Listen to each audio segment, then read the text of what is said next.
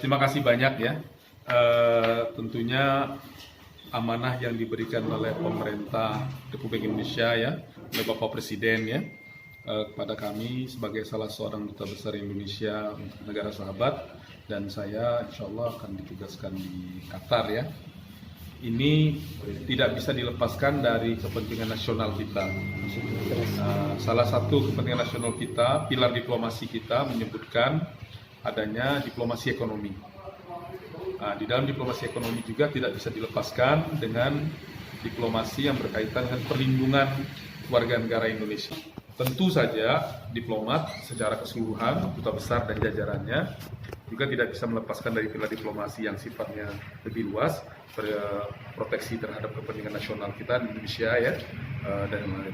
Tapi relevansinya barangkali dengan apa yang kita bicarakan hari ini ya Pak Ayub ya, adalah di diplomasi ekonomi dan diplomasi perlindungan. Bagaimana kita memajukan kepentingan ekonomi Indonesia di negara sahabat, apakah itu di bidang perdagangan ya, apakah itu di bidang investasi ya, apakah itu di bidang jasa-jasa, termasuk mengenai job opportunity, kesempatan bekerja.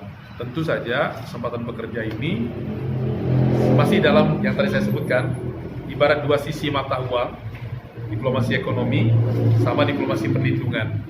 Jadi kita menciptakan, menggali job opportunity buat warga negara kita bekerja di sana dengan baik, ya, sesuai dengan prosedur yang ada, terlindungi, dan bisa berkontribusi terhadap pembangunan ekonomi karena mereka menghasilkan income, mengirimkan devisa pada warga negara.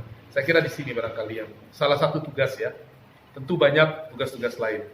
Ya, terkait dengan diplomasi tenaga kerja Pak Dubes ya, sejauh mana regulasi yang ada sudah mendukung upaya-upaya penempatan khususnya di domestic worker? Ya, kita berbicara tentu dari dua sisi. Pertama dari sisi domestik kita. Dari sisi domestik kita kan ada peraturan perundang-undangan yang tentu masih membutuhkan banyak penyempurnaan dari waktu ke waktu ya. Tidak ada yang sempurna di dunia, tapi tentu ada banyak upaya yang mesti kita lakukan untuk menyempurnakan ini. Kedua juga kami akan melihat juga mengenai rules dan opportunity ya, aturan-aturan yang berlaku dan peluang-peluang yang ada di negara sahabat.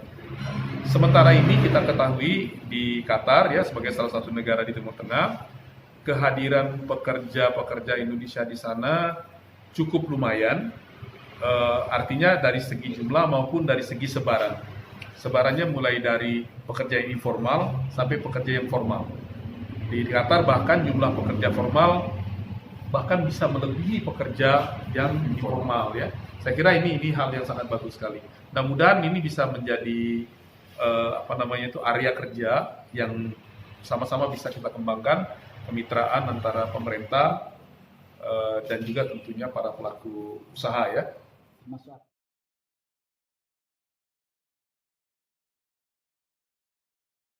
Tentunya apa yang disampaikan Pak Dubes menjadi semangat kita, yang mana bahwa kita ketahui bersama bahwa Qatar adalah satu-satunya negara yang memang banyak membutuhkan tenaga kerja formal. Tadi juga kami sampaikan kepada Pak Dubes, mungkin akan banyak peluang-peluang yang bisa diraih. Memang kita ada banyak anak-anak kita yang di sana hari ini, sekitar 20.000 ya, 15.000-20.000.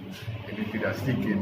Jadi kita tadi juga menyampaikan, Pak Dubes juga menyampaikan kita harus membuat satu metode, sistem model yang mana bahwa kalau perlu anak-anak Indonesia yang terampil ada di Qatar sebanyak mungkin, kira-kira segitu. Dan Pak Dubes berharap bahwa Abjati menjadi salah satu motor gerak di Indonesia nantinya menempatkan tenaga-tenaga yang benar-benar yang punya kompetensi, khususnya tenaga-tenaga formal. Mungkin itu Pak. Ya, baik. Terima kasih. Sampai jumpa.